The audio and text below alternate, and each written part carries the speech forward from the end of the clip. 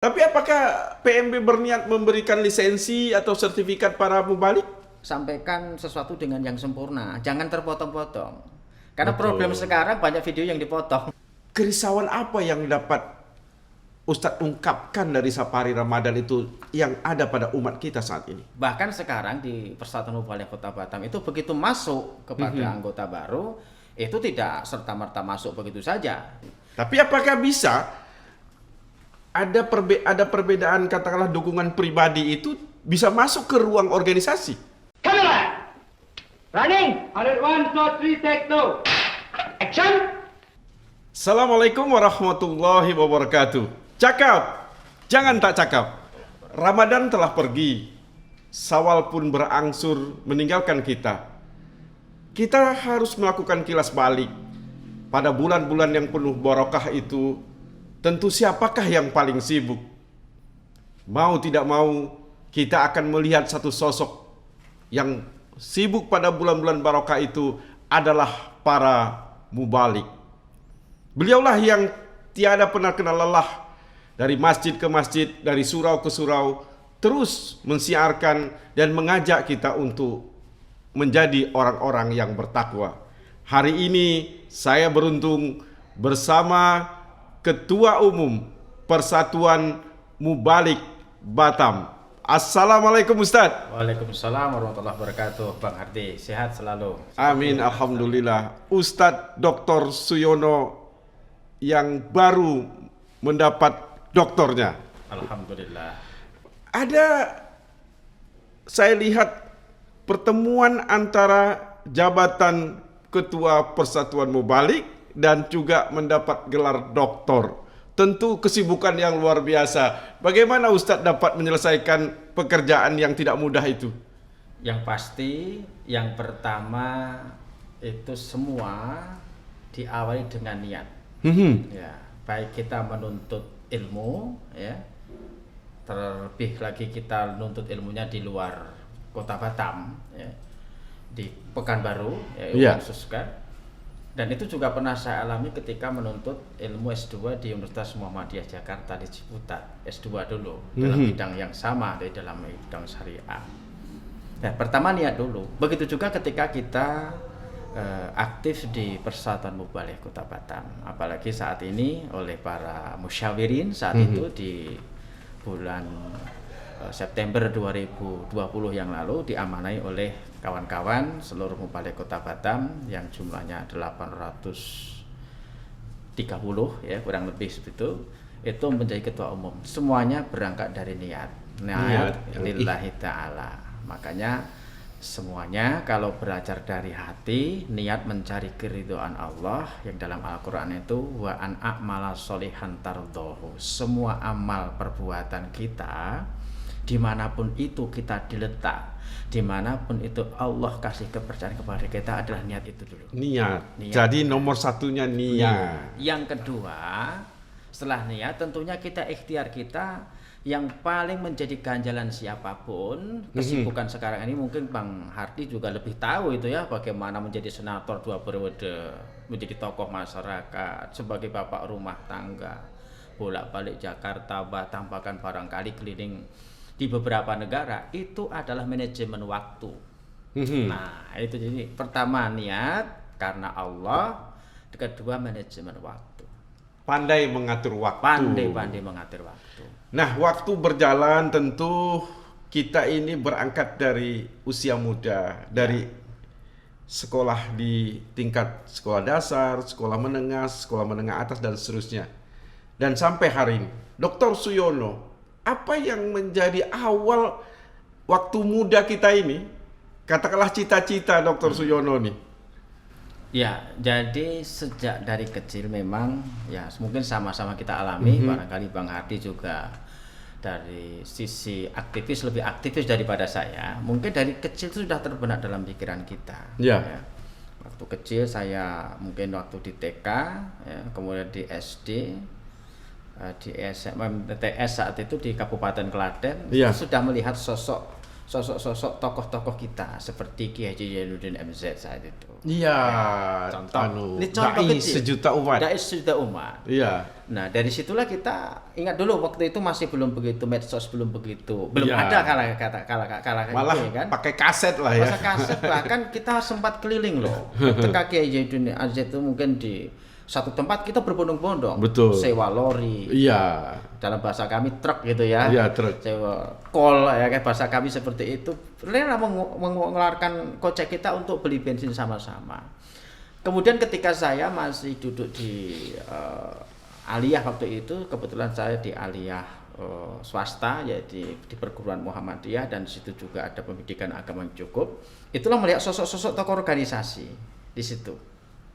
Khususnya di Kabupaten Klaten ya, tokoh-tokoh kami itu menjadi sebuah panutan, dan disitulah dididik bagaimana kita berdakwah itu secara berorganisasi dari usia SMA kelas 1. Itu saya memasuki yang namanya Ikatan Pelajar Muhammadiyah. Dari situlah muncul gairah dakwah kita yang tentunya didukung dengan niat tadi, karena kita sekolah agama yang sangat cukup lumayan kuat, kemudian didukung juga dengan bagaimana berorganisasi yang baik, bahwa yang namanya berjuang itu kata Allah, innallaha yuhibbul ladzina yuqatiluna fis-sabilillah saffan ka'annahum bunyanun marsus. Jadi Allah mencintai hamba-hambanya yang berjuang di jalan Allah itu dengan membentuk barisan yang kuat, yang rapih, dan seperti bangunan yang menjunjung tinggi tadi. Jadi dengan demikian dakwah itu tak bisa dengan sendiri kita. Berjamaah. Sendiri boleh, tetapi lebih afdal lagi adalah dengan berjamaah. Karena dengan begitu semua akan kita cakup. Semua. Dalam berjamaah itu, Dr. Suyono sudah menjadi imamnya sekarang ini, terutama di dalam Persatuan Mubalik Batam. Iya. Dan tentu menurut saya tidak mudah juga, karena mubalik itu ya semua tentu yang kita pahami adalah dalam syahadat yang sama. Iya, betul. Tetapi tentu pemikirannya berbeda-beda, Ya. dan mohon maaf juga tidak bermaksud membandingkan. Ada yang Muhammadiyah, ada yang NU, ada yang Wasliyah, ada Persis, dan macam-macam. Iya, betul. Nah, bagaimana kita merangkul mereka, dan dalam merangkul itu apa program utama kita? Ya, jadi menindaklanjuti apa yang saya sampaikan di muka tadi, berorganisasi itu belajar memanajemen segala hal. Ya. Ketika saya di Ikatan Pelajar Muhammadiyah, walaupun skupnya itu di sekolah, udah belajar minimal kemajemukan dalam pemikiran. Walaupun itu di Ikatan Pelajar Muhammadiyah sendiri, kemajemukan pemikiran berbeda-beda. Kemudian ketika saya di UIN Jogja saat itu di Fakultas Syariah itu, saya kebetulan mengambil yang namanya fikih muqarrar, perbandingan mazhab. Perbandingan mazhab. Ya, perbandingan mazhab dan hukum. Disitulah dari nilai-nilai organisasi yang bagaimana memanage sebuah perbedaan, ya. Kemudian juga bahkan pemikiran di situ disodori berbagai macam pemikiran selama 5 tahun di UIN Jogja. Ya. Inilah lo mazhab ini dalam satu masalah, tentunya dalam satu masalah banyak ikhtilaful ulama atau perbedaan pendapat di situ. Dan disitulah muncullah jiwa bagaimana kita bisa memanage sebuah perbedaan itu. Dan itu kita awali ketika saya waktu itu diamali sebagai ketua pimpinan wilayah Pemuda Muhammadiyah saat itu selama 4 tahun. Iya, dan betul. Itu juga memanage bagaimana Kepri yang katakanlah heterogen dari sisi suku. Nah, di Pemuda Muhammadiyah dari berbagai suku ada. Itu Betul. belajar dari situ. Dari sisi daerah, kadang-kadang semangat daerah A, B, C kita kan kadang-kadang punya emosi sendiri. Nah, itu kita apa namanya? Kita kelola dengan baik. Mungkin dari ini kubu Batam, ini Tanjung Pinang. Contohnya. Iya, Tapi iya. semuanya itu sebagian daripada sebuah proses untuk Masya Allah. membangun sebuah kebersamaan. Begitu juga dengan Persatuan Mubalik Batam dengan jumlah yang sangat lumayan cukup signifikan di Kota Batam ya, sehingga bisa mengcover semua ya di Kota Batam ini sampai ke hinterland kita cover ya, baik Jumat maupun Ramadan dan kegiatan lain, dan situ berbagai macam organisasi yang ada di kita, dan disitulah berawal dari situ tadi. Dalam ketenangan Ustadz memanage tadi saya lihat tenang sekali. Tapi tentu ada rapat musyawarah yang juga bisa menimbulkan perbedaan yang tajam. Ya, betul. Ya kan begitu. Nah, bagaimana cara kita menyelesaikan bila bertemu dengan ya katakanlah anggota yang 800-an sampai 900-an Ya, itu. betul. Itu bagaimana kita menyelesaikannya, kan tidak mudah, Ustaz. Ya, jadi dalam forum rapat internal tentu siapapun kita, mungkin Ya. Bang Hadi juga mengalami itu di internal organisasi Abang, di internal mungkin di institusi yang tempat kita mengabdi selama ini, tentu rapat internal itu dipenuhi dengan berbagai macam ragam pendapat dan itu memang sah-sah saja. Tapi ada satu kaidah yang memang kita sampaikan ya kepada barangkali semua yang institusi ataupun organisasi yang selama saya ikuti, bahwa ada kaidah-kaidah dalam Islam itu dalam berorganisasi. Ada kaidah majelis. Kaidah majelis itu apa yang menjadi pendapat yang berbeda dalam rapat dan itu bukan unsur konsumsi untuk publik, itu tidak boleh kita publik. Itu ada. Jadi artinya yang memang itu adalah keputusan kita berbagai macam pendapat, tapi ketika diputuskan begini, itulah yang kita publish. Berbeda itu hal yang biasa dalam proses, saya kira juga cukup panjang. Betul. Jadi itu sama ketika merumuskan undang-undang. Iya, perbedaan adalah hikmah. Hikmah di situ. Nah, tentu juga anggota ini tidak sempurna. Ya. Ada perbedaan tadi yang mungkin dari segi organisasi perlu di-upgrade. Perlu dikatakanlah sama-sama diberikan keilmuan, tambahan keilmuan. Ya, betul. Nah, apakah itu menjadi problem di Batam? Maksudnya, ya mungkin tidak kita pungkiri juga ada yang membalik asal-asalan misalkan. Ya, jadi berkaitan dengan itu kalau saya sang ketua umum pun juga banyak kekurangan. Iya, iya. Tapi dari situlah kita berorganisasi untuk selalu meningkatkan kualitas kita. Bahkan sekarang di Persatuan Mubalik Kota Batam itu begitu masuk kepada anggota baru, itu tidak serta-merta masuk begitu saja, tetapi ada semacam training, tes awal. Oh, ada tes awal, bahkan untuk periode kami selenggarakan di bulan-bulan Maret atau Februari yang lalu ya, itu sekitar 85 orang yang memang masuk ke Persatuan Mubalik Batam. Ada semacam bahasanya itu bukan menguji ya, karena rata-rata sudah di ground pesantren. Tapi ada tes wawasan kebangsaan. Yang berarti tesnya sangat lebih kepada persoalan pemahaman keagamaan dan juga tentunya Undang-Undang Dasar 45 itu juga sudah paham semua, karena rata-rata cukup. Kemudian dalam proses dalam berorganisasi di dalam kita juga banyak semacam kegiatan sifatnya itu pemberdayaan internal dan itu sudah kita lakukan pada sebelum puasa 2 hari yang lalu. Pelatihan di situ ada KPMB-an, kemudian manajemen dakwah di era media sosial. Kita datangkan para ada wartawan yang punya keahlian, itu kita sampaikan bagaimana dakwah di media sosial, kemudian bagaimana melihat perbedaan saat ini dalam paham keagamaan, bagaimana Islam yang wasatiyah dan sebagainya. Itu kita selama 2 hari. Karena perbedaan dan pertempuran dalam tanda kutip, itu banyak di medsos sekarang, Ustaz. Iya, betul sekali. Karena kalau Ustaz ceramah, kemungkinan jemaahnya diam saja. Betul. Tapi setelah itu bisa saja ribut di medsos dia. Itu bagaimana sebenarnya itu? Iya, jadi itulah tantangan kita sekarang ini. Maka salah satu untuk membekali para mubalik kita, para semua anggota lah, saya pun juga banyak kekurangan. Itu memang setiap pelatihan, termasuk yang kemarin itu pelatihan bagaimana semacam kaidah-kaidah dalam berinformasi itu kan ada. Kaidah-kaidah berinformasi, kaidah-kaidah dakwah di media sosial. Jadi karena memang media sosial itu efeknya itu sangat menembus ruang dan waktu. Iya. Bahkan tak bisa dihapus. Betul. Itu yang kita sampaikan. Dan kadang-kadang jemaah kita pun cepat dia menjadi ustadz juga. Nah itu, saya kira di era sekarang sah-sah saja. Yang pasti ada kaidah-kaidah, misalnya dalam menyampaikan itu qaulam baligho. Kita sampaikan dalam pelatihan-pelatihan itu, sampaikan sesuatu dengan yang sempurna, jangan terpotong-potong. Karena problem sekarang banyak video yang dipotong. Iya, saya gagal paham dia, Ustaz. Itu kadang-kadang menjadi persoalan baru. Betul. Kan? Tapi apakah PMB berniat memberikan lisensi atau sertifikat para mubalik?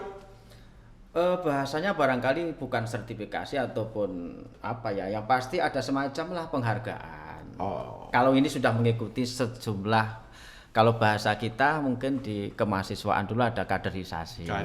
Bahasanya seperti itulah. Jadi kaderisasi ala mubalik, ala PMB kita mungkin ya dibekali ke PMB-an, kemudian ilmu-ilmu dakwah, ilmu bagaimana di Batam ini. Betul. Kemudian Kepri kayak apa, situasinya kayak apa. Jadi bisa dakwah itu bisa berkolaborasi dan pun bisa bekerja sama dengan siapapun, dan kemudian bagi yang sudah ikut itu ada semacam penghargaan. Iya. Saya kira itu. Nah.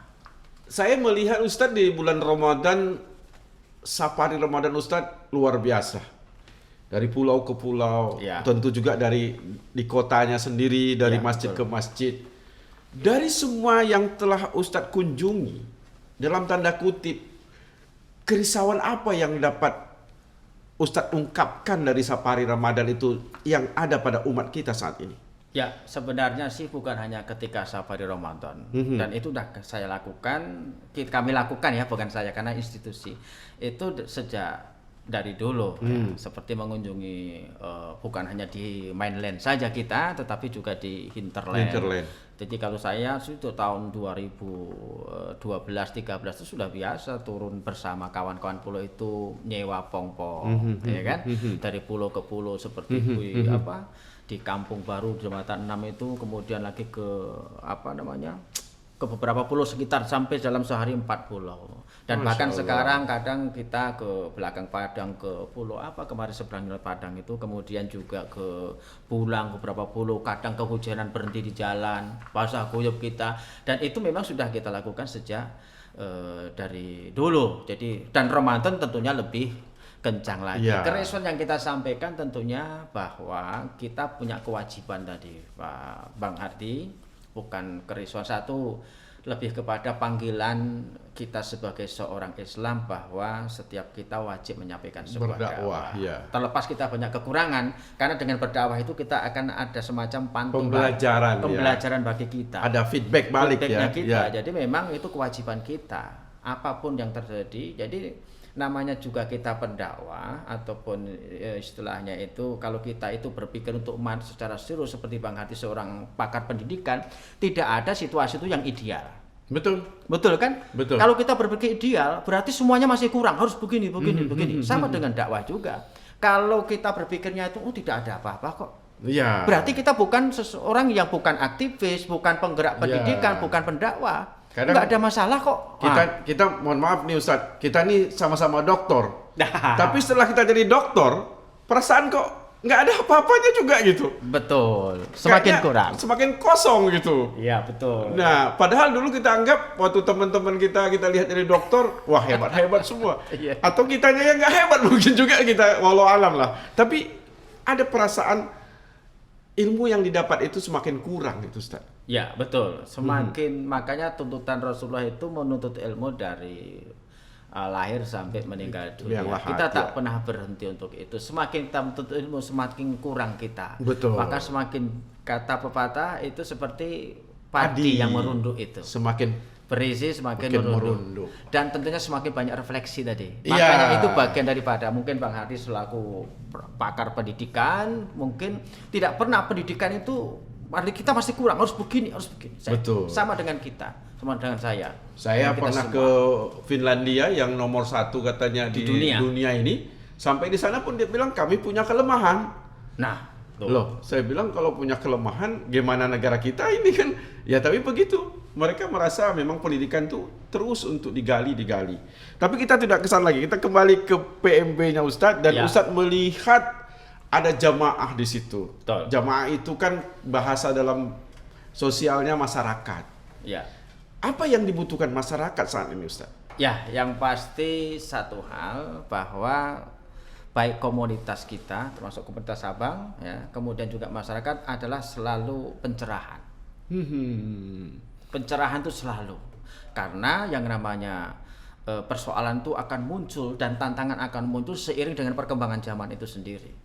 Maka yang perlu kita lakukan tentunya adalah selalu memberikan jawaban kepada masyarakat, dan termasuk kita sendiri Ya, termasuk kita sendiri bahwa jawaban itu diperlukan tentunya secara prinsip dari dulu sampai sekarang sama, secara teknis yang berbeda. Ya, Tapi keadaan yang akan membutuhkan sebuah jawaban tersendiri seperti misalnya di era COVID-19. Tentunya jawabannya akan berbeda. Betul. Akan berbeda sekali ketika dalam keadaan normal seperti biasa. Ya, itu sebagai contoh saja. Karena ditakdirkan lahirnya Ketua PMB Dr. Suyono ini di masa Covid. Nah, itulah kira-kira. Jadi ketua PMB Covid lah gitu. Kalau begitu strategi apa Ustadz? Yang pasti komunikasi ya Bang. Mungkin Abang lebih tahu daripada saya dalam ini. Abang lebih dulu mengalami dan lebih sukses dalam hal ini. Komunikasi jalin.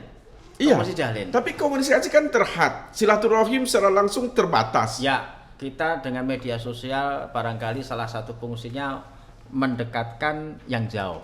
Bukan Iya. bukan menjauhkan yang dekat ya, mendekatkan yang jauh. Yang jauh. Iya, betul. Jadi kita komunikasi dengan kawan-kawan itu jangan sampai terputus. Baik itu Covid dan tidak Covid, ada kepentingan, tak ada kepentingan, itu Betul. jangan sekali-kali kita jumpa orang ketika hanya punya kepentingan.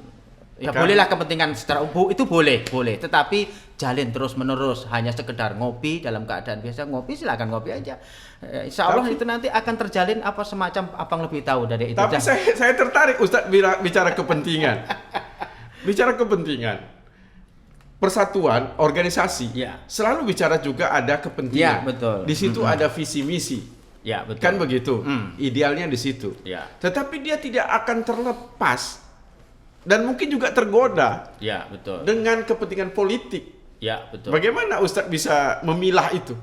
Boleh bisa saya tanya kepada kawan-kawan saya itu ketika mungkin di salah satu di kecamatan Sagulung, saya lagi jalan ke sana, pasti saya hubungi kawan-kawan yang dari situ, yuk kita ngopi yuk. Dalam keadaan biasa, yang hanya sekedar mau mampir ke kedai kopi, sekedar menikmati mungkin kopi O ataupun ya teh obeng gitu aja, itu gitu aja, ngobrol-ngobrol biasa, disitulah muncul pemikiran. Jadi tidak hanya ketika misal mau mencalonkan sebagai ketua umum, tidak hanya itu saja, mungkin ketika saya ke jembatan 6 kontak kawan-kawan Betul. gitu aja, yuk kita sering ngopi saja, ada apa? Nggak ada apa-apa, kita mau silaturahmi. Iya, gitulah. tapi ini kan Ustadz cerita kepentingan politik internal. Ya, Sekarang kalau kepentingan politik eksternal, politik praktis, bagaimana Ustadz? yang pasti silaturahmi. Abang lebih tahu daripada saya. Maksud saya ada nggak yang menggoda PMB untuk kepentingan pilkada? Yang pasti PMB itu adalah organisasi independen. Independen. Selama ini sudah kita Alhamdulillah. jaga seperti itu. Kalau komunikasi ya serap- Kalau pribadi masing-masing. masing. Tapi apakah bisa ada perbedaan katakanlah dukungan pribadi itu bisa masuk ke ruang organisasi? Saya kira Abang lebih tahu seperti organisasi besar ya, seperti Muhammadiyah itu juga selama ini lebih ke pribadinya. Ya, lebih ke pribadinya dan itu bisa dibedakan. Kita tidak boleh terjebak di Nah, situ. itulah kira-kira. Tapi kadang-kadang jebakan banyak. Saya kira tinggal kita menyikapi. Kalau pribadinya itu hak pribadi semua anggota ya, Betul. baik Muhammadiyah, NU, Betul. kemudian PMB, Al-Wasliyah, punya hak pribadi Iya, masing-masing. macam-macam banyak Macam-macam. sekali. Saya ketemu dengan ketua PMB yang cool sekali nih, yang tenang, yang saya lihat arahnya lurus. Insya Allah, amin. Tapi kita juga sebagai manusia biasa Ustadz, Ya, yang juga tidak terlepas dari kepentingan pribadi. ya, betul. Dan kepentingan pribadi ini selalu saja kadang-kadang mengusik peran kita yang lebih besar. Hari ini kita juga melihat kejadian itu berada di politik Indonesia lebih luas atau katakanlah di PMB sendiri. Bagaimana kita mengeliminir kepentingan-kepentingan pribadi kita supaya tidak masuk dalam ranah-ranah yang lebih besar itu? Jadi saya kira sudah kita pahami ya Bang, mungkin Abang lebih juga paham dan juga lebih berpengalaman daripada saya bahwa memang organisasi ada di situ kaidah-kaidahnya yang diterjemahkan dalam anggaran dasar anggaran rumah tangga. Dan tentunya apa yang kita lakukan tentunya ya kita mencontohlah para tokoh-tokoh organisasi besar itu ya, Muhammadiyah, NU dan sebagainya itu kan bisa bagaimana ini organisasi, ini pribadi. Saya kira juga menjadi cakrawala kita untuk mengemban organisasi itu seperti apa yang sudah menjadi khitoh perjuangan kita sebagai organisasi dakwah. Gitu. Betul. Menggali PMB dengan para mubaliknya saya kira tidak akan selesai, Ustadz. Ya, betul. Apalagi dengan keterbatasan keilmuan saya ini, untuk dapat menggali bagaimana ketua PMB ini lebih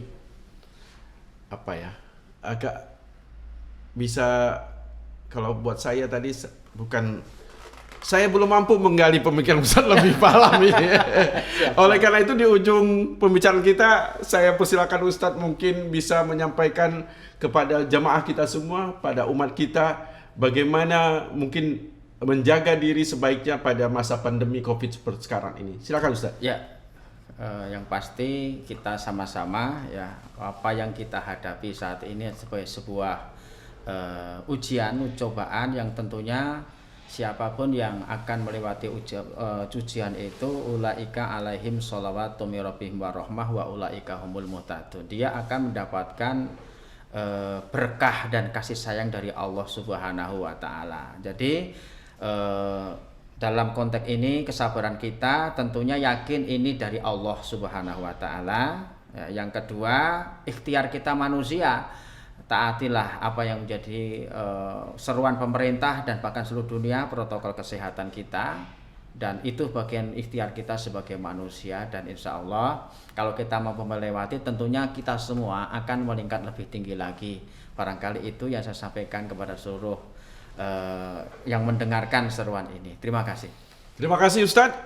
Ya. Saya beruntung karena dapat bertemu dengan seorang yang aktif dari muda dan sampai saat ini. Saya doakan Amin. tentu Ustadz terus aktif bersama para jamaah. Amin, insya baik Allah. ada jabatan maupun tidak ada jabatan. Insya Allah, amin. Karena sesungguhnya peran kita pribadi yang harus lebih kuat. Ya, siap. Walaupun hari ini kita ditugaskan memimpin organisasi. Insya Allah. Dr. Suyono, cakap kami tidak akan selesai, dan cakap Ustadz untuk berceramah juga tidak akan selesai. Tapi kalau cakap, Jangan tak cakap. terima kasih Ustadz. Wassalamualaikum warahmatullahi wabarakatuh. Waalaikumsalam warahmatullahi wabarakatuh.